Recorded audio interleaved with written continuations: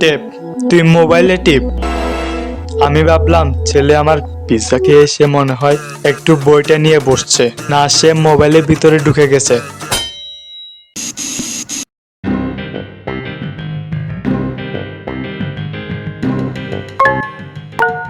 এই ছেলের যখনই রুমে আসি তখনই দেখি হাতে বই, যখনই দেখি তখনই হাতে বই। পাশের বাসার রহিম সাহেবের ছেলে 10,000 টাকার একটা মোবাইল দিয়ে টিকটক মিকটক করে পাঠাই ফেলতেছে।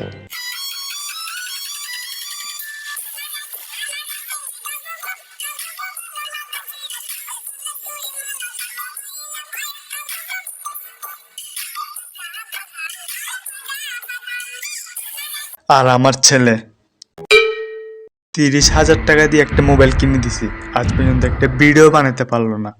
পর বাপ, তুই পড়া নিয়েই থাক, মোবাইলটা তুই সিঙ্গায় তুলে রাখ।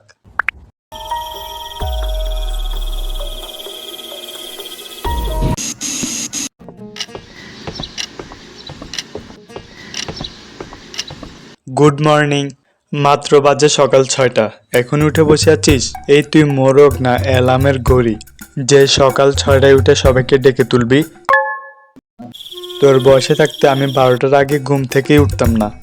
রাত জেগে একটু মোবাইল টিপবি, গেম খেলবি, তা না সিঙ্গেল বেডে ঘুমিয়ে পড়িস রাত 10টায়, সকাল 6টায় উঠে কক কক করিস। ঘুমা।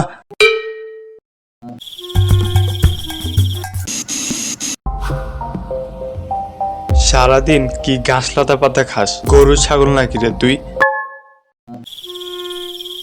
তুই হচ্ছিস মানুষ, তুই বার্গার পিৎজা পাস্তা এইসব খাবি, তুই ঘাস লতা পাতা খাস কেন? তোর বয়সী ছেলেমেয়েরা রেস্টুরেন্টে গিয়ে কি সুন্দর খেয়ে দিয়ে বেড়াচ্ছে, আর তুই এখানে ঘাস লতা পাতা কি সব খাচ্ছিস? পিৎজা আনছি, নে ধর পিৎজা খা। সকাল হয়ে গেছে খোকা, উঠে পড়ো। ইস, স্বপ্ন যদি সত্যি হতো। কি রে, ঘুম থেকে উঠিস না কেন? 1টা বাজে, সারা রাত কি করিস? তাড়াতাড়ি নাস্তা করে নে।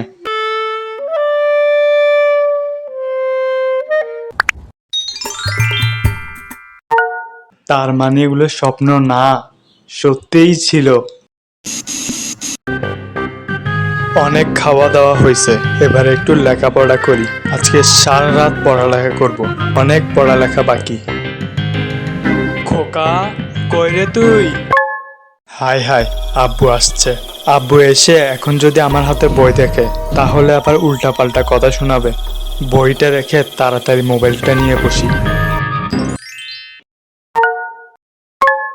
টেপ, তুই মোবাইলে টিপ। আমি ভাবলাম ছেলে আমার পিৎজা খেয়ে এসে মনে হয় একটু বইটা নিয়ে বসছে, না সে মোবাইলের ভিতরে ঢুকে গেছে। কি একটা মোবাইল কিনে দিছি, সারা দিন মোবাইলটা হাতে। ঢুকে যা, তুই মোবাইলটার ভিতর ঢুকে যা, বদমাইশ।